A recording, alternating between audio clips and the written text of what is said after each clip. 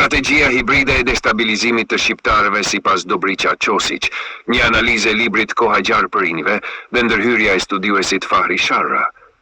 Ndërhyrja e studiuesit Fahri Sharra. Më 20 prill 2025, studiuesi dhe publicisti i njohur Fahri Sharra rikujtoi përmes një postimi publik një fragment tronditës nga vepra e njohur e ideologut serb Dobrica Qosic, Koha e gjarë për rinjve. Duke reflektuar mbi sfidat aktuale përballë shoqërisë shqiptare dhe bosnjake, Sharra nënvizoi rëndësinë e këtij fragmenti si një dokument strategjik që duhet të leksohet jo vetëm si letërsi, por si planifikim i mirëfillt politik. Sipas Sharrës, shqiptarët sot rrezikojnë të bien pre skemave të njëjtë që Qosic i konceptonte dekada më parë. Nksitja e radikalizmit, përçarja e brendshme dhe izolimi ndërkombëtar si forma të reja pushtimi pa armë. Analiza e fragmentit nga Koha e gjarë për rinjve. Dobrica Qosic, një prej figurave kyçe të nacionalizmit serb në librin Koha e gjarë për rinjve, shprehet hapur mbi një strategji afatgjatë për dobësimin dhe nënshtrimin e shqiptarëve dhe bosnjakëve. Kosova dhe tokat e shqiptarëve, bosnjakëve, nuk mund t'i fitojmë dhe mbajmë me luftë. Dy mënyrat e vetme janë krijimi i frymës anti-amerikane dhe anti-evropiane, përmes nacionalizmit ekstrem të shqiptarëve dhe islamizimit të tyre. Shqiptarëve bosnjakëve, shërbimet tona duhet të punojnë në këtë drejtim. Ky fragment përbën një dokument strategjik i cili dëshmon për një zvendosje paradigme nga lufta e hapur drejt luftës hibride. Lufta informative dhe ideologjike si zëvendësimi i luftës klasike. Qosic përshkruan një skem ku Serbia heq dorë nga përpjekjet ushtarake për të pushtuar territore shqiptare, por përqendrohet te përpjekjet për të izoluar shqiptarët nga partnerët ndërkombëtar, përmes nënçtjes së frymës anti-amerikane dhe ideologjive anti-evropiane. Kjo është një luftë e heshtur, por po aq e rrezikshme, që synon të prish raportet strategjike të shqiptarëve me SHBAN dhe Bashkimin Evropian. 2. Islamizimi i kontrolluar si mjet i përçarjes.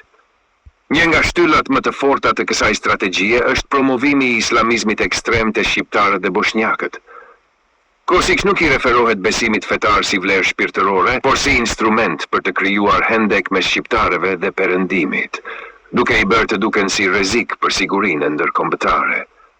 Kjo strategji vret qartë në mënyrën si janë shfrytëzuar grupet fetare radikale nga shërbimet sekrete për të krijuar perceptime negative ndaj muslimanëve në rajon. 3. Nacionalizmi ekstrem si vetëshkatërrim. Në mënyrë paradoksale, Qosic nuk i friksohet nacionalizmit shqiptar, ai e kërkon atë, me kusht që të jetë ekstrem, iracional dhe i papërgjegjshëm, që do të çonte shqiptarët drejt izolimit diplomatik dhe konflikteve të brendshme. Ky është një kurth klasik, përdorimi i ndjenjave patriotike për të ngjitur veprime që dëmtojnë vetë interesat kombëtare. 4. Roli i shërbimeve sekrete serbe. Në fund të citatit, Qosic thekson, shërbimet tona duhet të punojnë në këtë drejtim. Kjo është një thirrje e hapur për përdorimin e shërbimeve inteligjente si mjet për të ndikuar psikologjikisht, politikisht dhe kulturorisht mbi shqiptarët. Kjo përfshin infiltrimin në mediat sociale, përhapjen e dezinformatave dhe manipulimin e rrjeteve fetare e politike. Përfundim. Citati i Dobrica Qosic në Koha e gjarë për rinjve nuk është thjesht një pasazh letrar, por një manifest strategjik, i cili tregon qartë drejtimin që elitat serbe kanë ndjekur dhe ndoshta vazhdojnë të ndjekin. Siç e thekson edhe Fahri Sharra, vetëm një qëndrueshmëri kulturore, politike dhe arsimore mund ta mbrojë shoqërinë shqiptare nga një destabilizim që nuk vjen më me armë, por me ide të helmuara. Fahri Sharra, postim në rrjetin social Facebook, 5 prill 2025. Dobrica Qosic, Koha e gjarë për rinjve.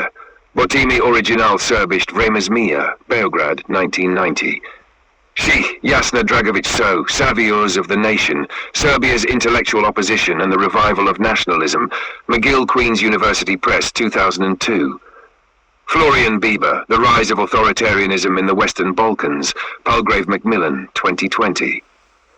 Tim Judah, The Serbs, History, Myth and the Destruction of Yugoslavia, Yale University Press, Dumizint. Filipaidus, Security, Culture and Identity in Serbia, The Rise and Fall of the Civilizational Paradigm, Western Balkans Security Observer, në Medici Qec, 2012.